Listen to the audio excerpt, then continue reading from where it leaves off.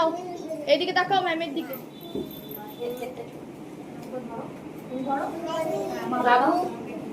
এদিকে তাকাও, এদিকে তাকাও শ্রীতমা, হাসো হাসো।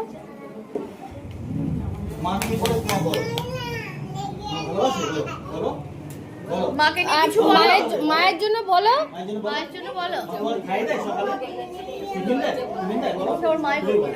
আমি একটু শ্রীতমা সম্পর্কে বলবো।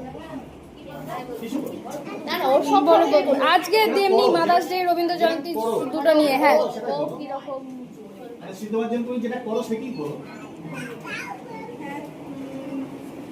একটা বাচ্চার জন্য মারা সবাই যা করে তাই করি আমি।